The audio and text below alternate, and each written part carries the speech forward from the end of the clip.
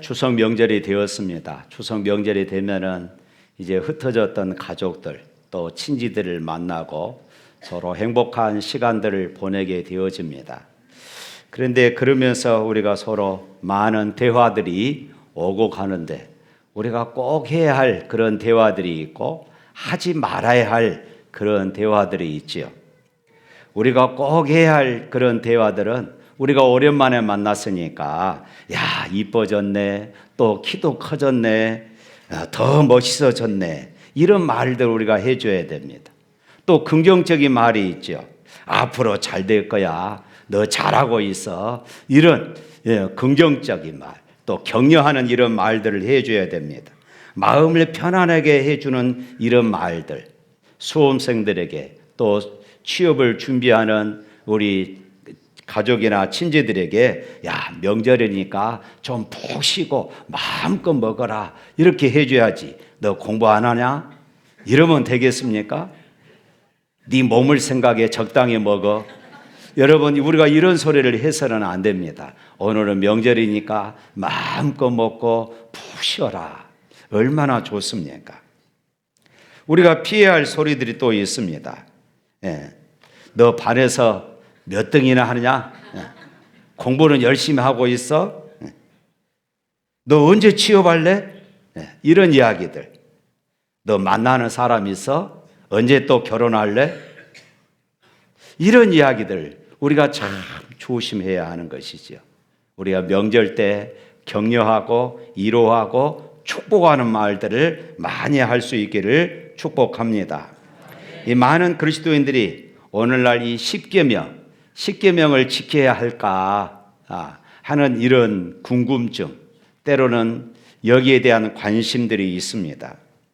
이렇게 문제가 제기되는 이유가 무엇일까요?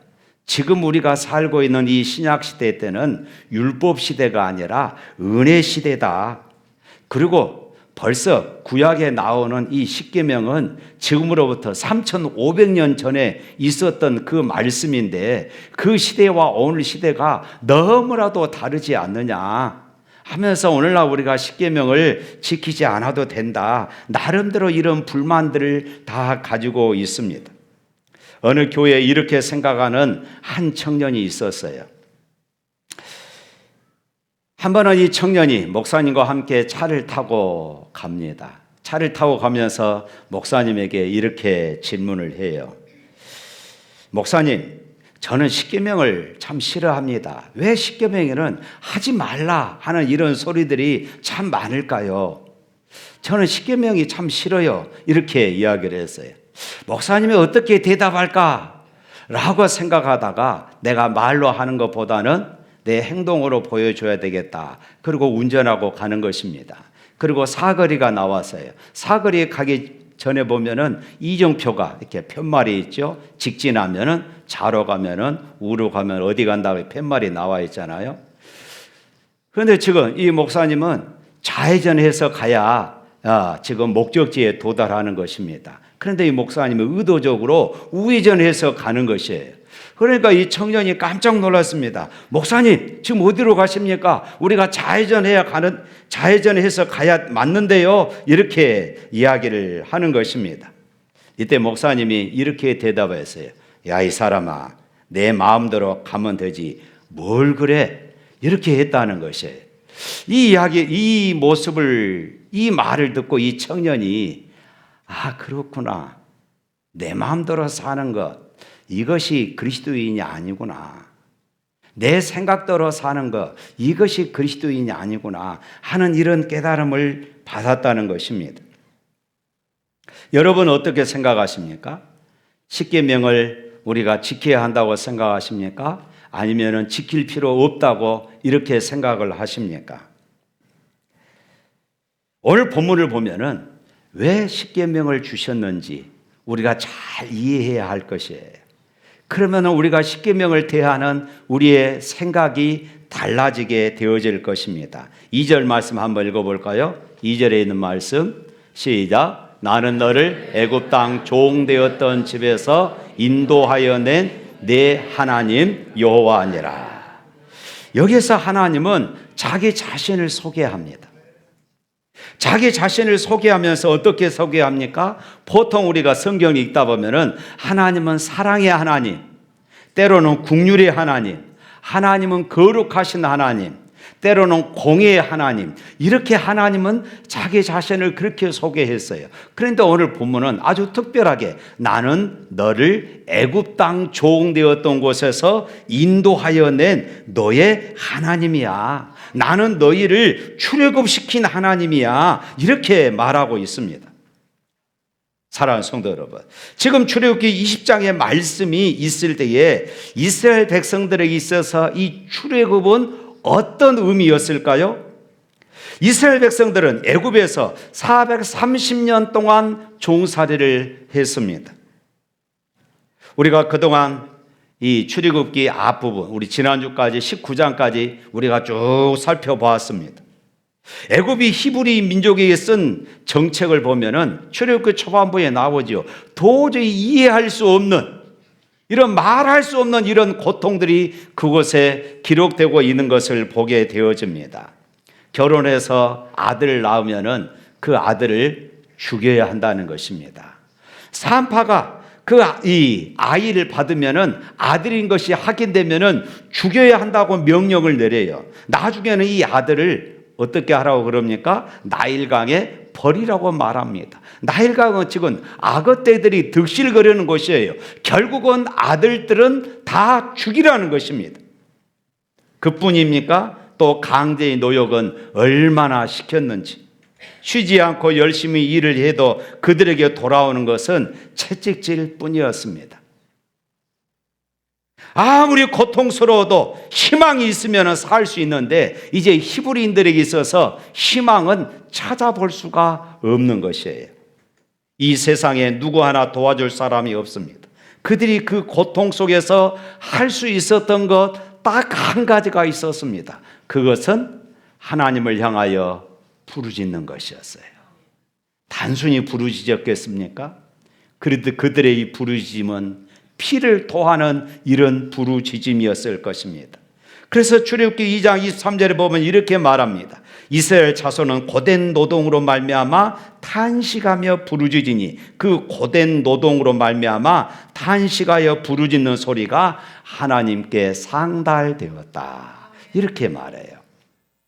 앞을 보아도 뒤를 보아도 답답합니다. 아무런 소망이 없어요. 그들에게 유일한 통로는 하늘을 향하여서 하나님께 부르짖는 것 뿐이었던 것이지요. 그들은 부르짖으면서 피를 토하는 그런 부르짖음이었을 것이에요. 여러분, 지금 우리가 십계명을 보실 때에 이처럼 430년 동안 종살이를 통해서 이 고통 중에 있었던 히브리 민족이 보여야 하는 것입니다. 그 민족이 보이지 않으면 우리는 십계명을 이해할 수가 없는 것입니다. 히브리 민족이 피를 토하는 소리를 내며 하나님께 기도하자 하나님께서 그 기도를 응답하셨더라 이렇게 말씀합니다. 그리고 나서 모세를 보내신 것이에요. 그런데 이것이 전부가 아니었습니다. 그들이 출애굽하고 나오자 하나님은 불기둥과 구름기둥으로 인도하셨습니다. 그리고 그들이 홍해를 건너게 하셨어요. 그리고 마라의 쓴물이 변해서 단물이 되게 하시는 이런 역사가 일어났습니다. 그리고 반석에서 생수가 쏟아지는 이런 역사가 일어났고 매일매일 그들은 만나와 메추라기로 배불리 먹을 수 있었습니다. 그뿐입니까? 아말렉과의 전투에서 그들은 승리하면서 여호와 니시를 경험하기도 했던 것입니다. 그러면서 그들이 2달 만에 이제 시내산 아래에 도착하게 되어진 것입니다. 그런데 그들에게 하나님은 자신을 소개합니다. 나는 너희를 애굽 땅 종되었던 곳에서 인도하여 낸 너의 하나님 여호와라. 사랑하는 성도 여러분, 그렇다면은 지금 십계명을 왜 하나님이 주셨을까요? 이제 노예에서 해방됐으니까 이제 자유롭게 사니까 너희들 너무 자유스러우니까 너희들 그렇게 자유대로 살면 안 돼. 그들을 억압하고 또 다른 그런 채찍을 가하기 위해서 그들에게 십계명을 주셨을까요? 그렇지 않습니다. 하나님이 십계명을 그들에게 주신 이유가 무엇일까요? 비록 이스라엘 민족이 출애굽을 했지만은 그들에게는 구원받았다고 하는, 그리고 구원받은 하나님의 백성이라고 하는 이 의식이 전혀 없는 것이에요. 구원받은 백성으로서 어떻게 살아야 할지, 하나님 백성으로 어떻게 살아야 할지 아무런 가르침도 없는 것입니다. 우리 지난주에 말씀 들었죠? 19장 1절에 보면 이렇게 기록되어 있습니다. 이스라엘 자손이 애굽 땅을 떠난 지 3개월이 되던 날 그들이 시내 광야에 이르니라. 이 말씀은 지금 이스라엘 백성들이 하나님의 명령에 순종하여 출애굽을 한 지 2달이 지나고 이제 셋째 달이 시작되는 바로 그 날에 하나님께서 그들을 시내산까지 인도하셨다, 이렇게 말합니다. 2달 만에, 출애굽하고 2달 만에 시내산에 도착했다는 것입니다. 지난 2달을 돌아보면은 이스라엘 백성들은 하나님의 놀라운 역사들을 그들은 날마다 눈으로 보고 체험하면서 지금 시내산까지 왔습니다. 그들은 때로는 불평하고 때로는 원망했습니다. 때로는 모세를 죽이려고 하고 때로는 우리 애굽으로 가자, 이렇게 데모까지 했었습니다. 그럼에도 불구하고 하나님은 그들을 인도하셔서 이 시내산까지 인도하셨던 것입니다. 말할 수 없는 감격이에요. 그리고 그 다음이 중요합니다. 하나님은 이스라엘 백성들과 언약을 체결했습니다. 그것이 우리 지난주에 봤죠? 19장 5절 6절 말씀에 보면은 너희가 내 말을 듣고 내 언약을 지키면 너희는 모든 민족 중에서 내 소유가 되겠고 내게 대하여 제사장 나라가 되며 거룩한 백성이 되리라. 너희는 내 소유다, 내 보물이야. 할렐루야. 너희는 제사장이야. 그동안에는 불평하고 원망하고 저주하는 삶을 살았는데 이제 너희들은 축복하면서 살아야 돼. 이웃을 축복하고 너희 가족을 축복하고 세상을 축복하는 삶을 살게 되어질 거야, 이렇게 말씀하셨습니다. 그리고 세 번째가 뭡니까? 너희는 거룩한 백성이다. 하나님 없이는 살 수 없는 백성들. 그래서 내가 너희들과 언제나 함께 할 거야. 이때 이스라엘 백성들이 대답을 합니다. 출애굽기 19장 8절 말씀에 보면은 여호와께서 명하신 대로 우리가 다 행하겠습니다. 그러면서 딱 서약이, 이 계약의 체결이 된 것입니다. 이스라엘 백성들이 여호와께서 제시한 언약의 조건을 아멘 한 것입니다. 받아들이려 한 것이에요. 이렇게 해서 시내산, 시내 광야에서 여호와 하나님과 이스라엘 백성들 사이에 언약이 체결이 되었어요.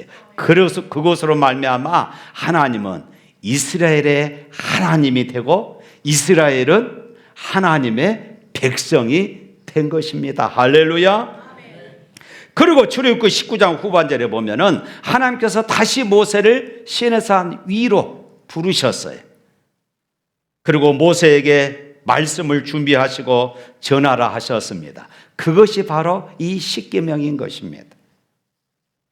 이 말씀을 통해서 우리는 하나님께서 왜 이스라엘 백성들에게 지금 이 십계명을 주셨는지를 알 수 있습니다. 하나님께서 구원하신 이스라엘 백성들, 하나님과 언약을 맺어서 하나님의 보물이 되고 이제는 이웃과 세상을 축복하는 제사장이 되고 이제 하나님과 동행하는 거룩한 백성, 위대한 백성이 되었으니까 이 위대한 백성들은 어떻게 살아야 하느냐, 그 안내서를 그들에게 주신 것이에요. 이것이 바로 십계명이다, 그것입니다. 이스라엘 백성들은 이제 더 이상 애굽의 종살이로 살아가는 사람들이 아닙니다. 하나님의 택함을 받은 하나님의 보물들이에요. 하나님의 놀라운 구원을 받은 사람들입니다. 특별히 하나님과 언약을 맺은 사람들입니다. 그렇기 때문에 그들은 이제는 거룩한 백성답게 위대한 하나님의 백성답게 살아야 될 줄로 믿습니다. 그래서 너희들이 이렇게 살아야 한다. 그래서 십계명을 주신 것이었어요. 사랑하는 성도 여러분, 오늘 우리는 어떻습니까? 우리 또한 지금 영적으로 보면은 이스라엘 백성들과 같은 처지인 것입니다. 자격이 없는 사람들이었지만은 하나님의 은혜로 우리가 하나님의 자녀가 된 줄로 믿습니다. 값없이 공로 없이 예수 그리스도의 십자가의 은혜로 구원받았습니다. 이제 우리가 어떻게 살아야 합니까? 예수 믿는 사람답게 살아야 되지 않겠습니까? 여러분들 중에서도 때로는 그런 사람들 있어요. 저 사람이 분명히 장로인 줄 아는데 사기쳐요. 그러면 실망하고, 저런 사람이 어떻게 장로야? 저 사람이 분명히 교회 다닌 줄 아는데 거짓말 칩니다. 그럼 여러분 어쩌습니까? 실망합니다. 그런데 그 사람이 바로 내가 될 수도 있다는 것이에요. 그 사람이 바로 내가 될 수도 있다는 것입니다. 하나님은 우리에게 지금 그것을 말씀하고 있어요. 너희들은 구원받은 백성이니까 구원받는 백성답게 살아라. 할렐루야. 이 계명을 다 지켜라. 그러면 너희가 내 백성이 될 것이다. 이것이 아닙니다. 너희는 내 백성이라고 선언해 놓은 다음에 하나님은 그들에게 10마디의 말씀을 하시는 것입니다. 무엇이 다릅니까? 계명을 다 지키지 못하더라도 서로는 변하지 않는다. 너희들은 여전히 내 백성이라는 것입니다.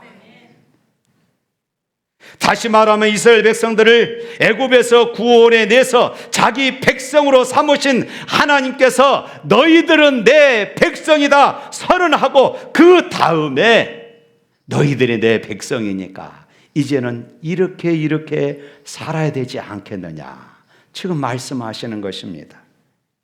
마치 이것과 같습니다. 청춘 남녀가 결혼을 했어요. 근데 결혼하면서 무엇을 합니까? 혼인 서약을 하잖아요. 혼인 서약을 합니다. 한마디로 말하면은 당신은 이제 나만 사랑해야 합니다, 그 말입니다. 나는 이제 당신만을 사랑하겠습니다, 이 말이에요. 이것이 바로 혼인 서약 아닙니까? 이것과 같은 것이에요. 이것이 잘못됐습니까? 그렇지 않잖아요. 마찬가지입니다. 하나님께서 내게 베푸신 사랑을 인정하고 내가 하나님 백성이라고 믿는다면은 이제는 하나님께서 우리에게 주신 말씀을 붙잡고 살아가야 하는 것이에요. 그것이 오히려 감격입니다. 청춘 남녀가 서로 결혼해서 결혼 서약을 했는데 그 서약이 부담이 된다면은 결혼 생활에 유지될 수 있겠어요? 그 서약 자체가 감격인 것입니다. 감동이에요. 행복입니다. 하나님과 우리 사이에도 마찬가지입니다. 그런데 우리가 십계명을 어떻게 바라봅니까? 나를 구원하신 하나님의 은혜는 잊어버립니다. 내가 하나님의 백성이라는 것은 잊어버려요. 그리고 무엇만 봅니까? 10가지 계명만 봐요. 내가 하나님의 백성 되었다는 것은 잊어버리고 10가지 계명만 봅니다. 그러니까 이 십계명은 나에게 무거운 짐이 되는 것이에요. 사랑하는 성도 여러분, 내가 낳은 자식과 양자로 데려온 자식 중에서 누가 더 내 말을 더 잘 들을 것 같습니까? 내 자식일까요? 아니면 양자로 데려온 자식일까요? 양자로 데려온 자식이 내 말을 더 잘 들어요. 왜 그럴까요? 말 안 들으면 다시 쫓아버릴까 봐, 쫓겨날까 봐, 그것이 두려우니까, 그것이 무서우니까 억지로 지키는 것이에요. 그러나 내가 낳은 자식은 어떻습니까? 말을 들을 때도 있고 안 들을 때도 있고, 그렇다고 쫓겨납니까? 여전히 내 자식입니다. 십계명도 역시 마찬가지예요. 십계명을 대하는 우리의 자세도 우리가 양자처럼 대하는 것이에요. 내가 십계명을 지키지 않으면 하나님이 나에게 벌 내리실 거야. 하나님이 나에게 징계하실 거야. 나는 그래서 이 십계명을 지켜야 돼. 그러니까 이 십계명이 무겁고 힘든 것입니다. 나에게 짐이 되는 것이에요. 사랑하는 성도 여러분, 우리가 지난주에 말씀을 들으면서 얼마나 큰 감동이 있었습니까? 나 같은 사람이 하나님의 보물이 되었습니다. 나 같은 사람이 이제는 이웃을 축복하고 세상을 축복하는 그런 제사장이 되었어요. 언제나 하나님과 동행하는 거룩한 백성입니다. 당신은 위대한 하나님의 백성입니다 하는 이런 선언에 얼마나 우리가 힘이 되었습니까? 단순히 데려온 양자가 아니라 너는 내 자식이야. 그렇다면 이제 우리가 어떻게 살아야 되겠습니까? 하나님의 백성다운 삶을 살아야 되지 않겠습니까? 그래서 우리가 한 가지만 살펴보면 첫 번째 계명이 무엇입니까? 너는 나 외에 다른 신을 내게 두지 말라. 여기서 나 외에 이 말은 히브리 원문에 보면은 그런 말입니다. 내 얼굴 앞에서, 그 말이에요. 라틴어는 코람데오, 하나님 앞에서, 그 말입니다. 너희가 구원 얻은 하나님의 백성이라면은 너와 나 사이에, 내 면전에 우리보다 더 소중한 것이 있어서는 안 된다, 이것입니다. 그것은 간음이라는 것입니다. 너희가 나를 사랑한다면은 너와 나 사이에 우리보다 더 소중한 것이 있어서는 안 된다. 할렐루야. 마치 결혼 서약하면서 당신과 나 사이에 다른 여자, 다른 남자가 있어서는 안 된다, 이 말과 같은 것이에요.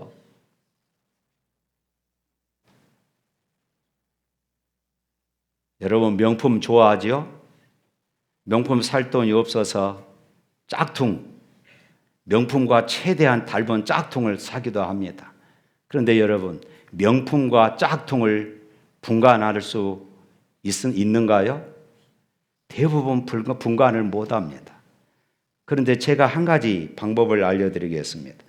저 사람이 명품을 가지고 다니는가 짝퉁을 가지고 다니는가 어떻게 분간할 수 있느냐? 비가 막 쏟아집니다. 우산이 없어요. 무엇인가 가려야 하는데 머리에 쓰면은 짝퉁입니다. 그것을 내 옷 속에 감추면은 그것은 진품이에요. 그러죠, 여자분들? 여러분들은 명품이 없어서 모르군요. 예.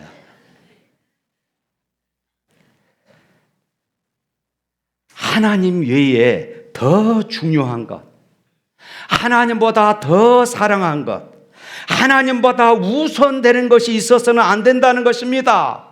하나님을 내가 비피하는 정도로, 비피하는 짝퉁 정도로 하나님을 생각하면서 살면 안 된다는 것이에요. 어느 목사님이 이렇게 말했습니다. 한국 교인들은 하나님이라는 우상을 섬긴다.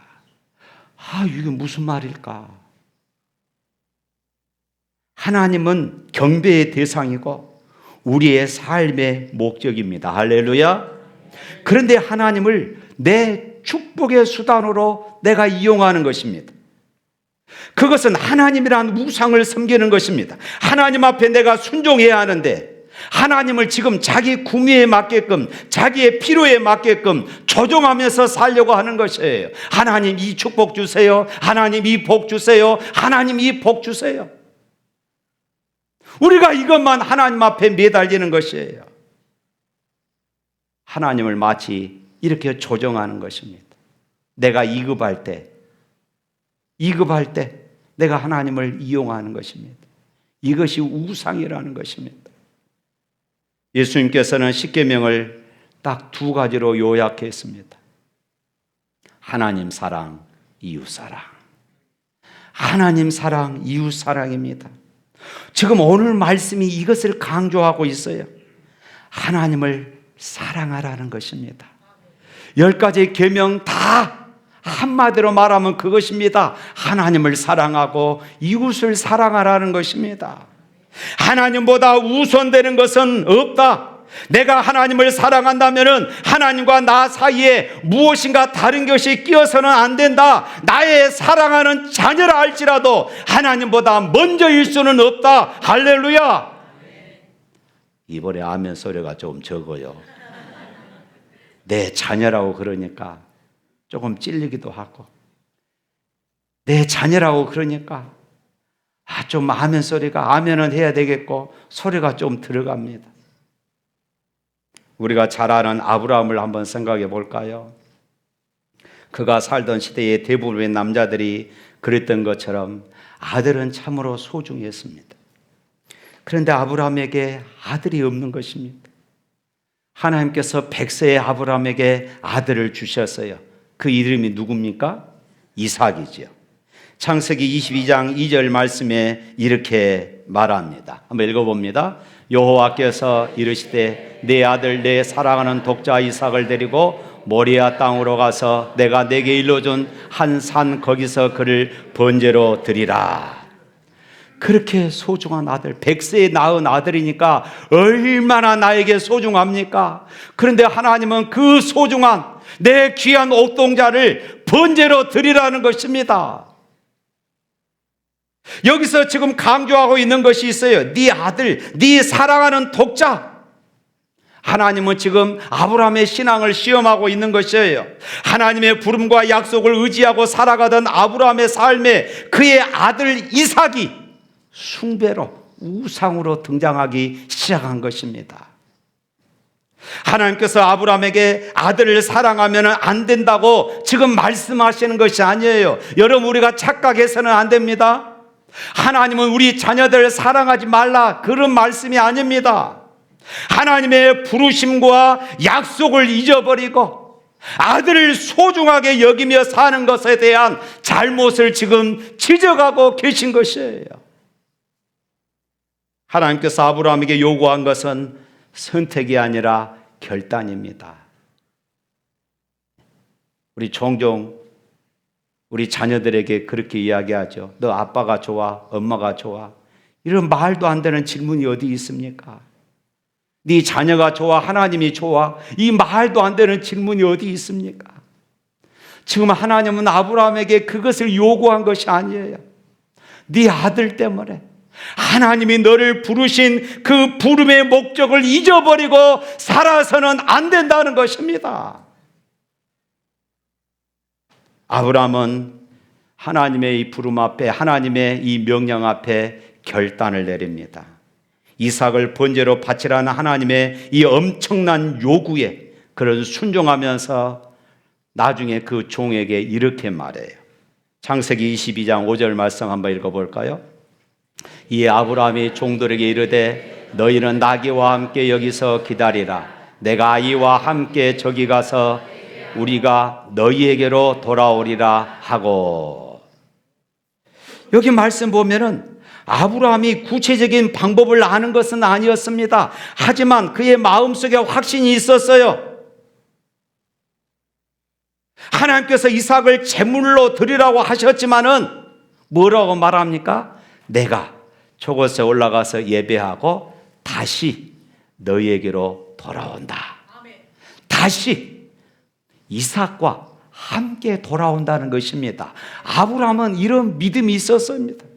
어떤 주석자는 이렇게 해석했습니다. 아브라함은 그저 맹신한 것이 아니다. 이건 미친 짓이고 살인이지만 그래도 나는 하겠다라고 하는 것이 아니다. 대신 하나님이 거룩하시고 은혜로우신 분임을 나는 분명히 안다. 하나님이 어떻게 이 일을 해결해 가실지는 나는 알지 못하지만은 이번에도 하나님이 그런 분이심을 나는 분명히 확신한다. 할렐루야.